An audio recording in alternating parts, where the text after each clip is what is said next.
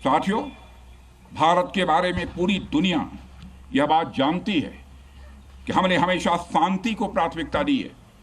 हम आमतौर पर युद्ध के समर्थक कभी नहीं रहे, लेकिन स्थितियां जब इतनी विकट हो जाएं, जब देश की संप्रभुता पर आक्रमण होने लगे, तो जवाब देना यह आवश्यक हो जाता है।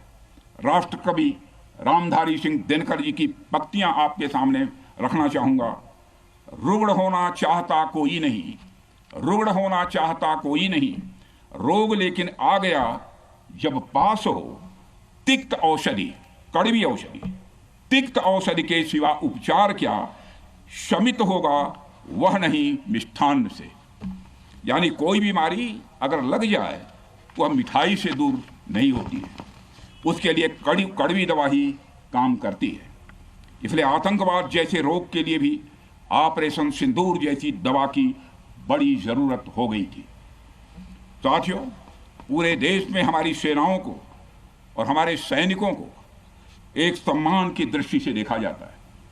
एक सशक्त राष्ट्र वही होता है जो अपनी सेनाओं को सम्मान के साथ साथ आधुनिक हथियार और साजो सामान भी दे जिसकी उसे जरूरत है। मुझे गर्व है कि आज प्रधानमंत्री जी के नेतृत्व में सरकार हमारी सेनाओं के लिए यह सब सारा काम कर रही है।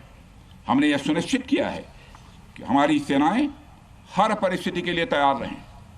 और मैं यहाँ पर army chief general Upendra Dwivedi ji को भी बधाई देना चाहता हूँ, क्योंकि बार बार मेरी चर्चा होती रही है और बार बार मैं यह पूछता हूँ कि जो भी आवश्यकताएं हैं उन आवश्यकताओं को पूरा करने के लिए हम पूरी तरह से तैयार हैं।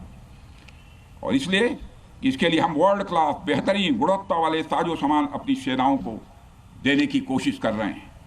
आज आधुनिक राइफल्स, मिसाइल डिफेंस शील्ड और ड्रोन्स जैसी नई पीढ़ी के कई इक्विपमेंट को तेजी से भारत में ही बनाया जा रहा है।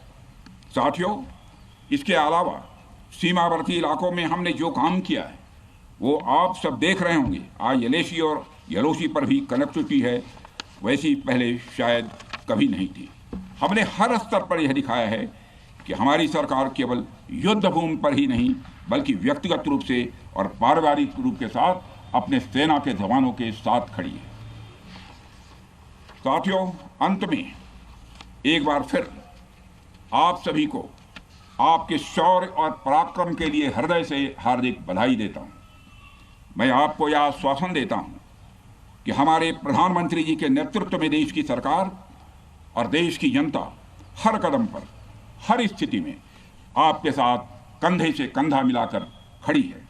मुझे पूरा विश्वास है कि आपके सहयोग से हम इस पूरे क्षेत्र में आतंकवाद का समूल नाश करेंगे, ताकि कल को कोई भारत की संप्रभुता के खिलाफ आंख उठाने की हिम्मत न कर सके। इसी आशा और विश्वास के साथ आप सबके शौर्य और पराक्रम की सराहना करते हुए और आप सभी को अपनी हार्दिक शुभकामनाएं देते हुए अपना निवेदन समाप्त करता हूं।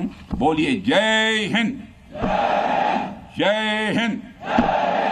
यहाँ का घोष वाक्य क्या है?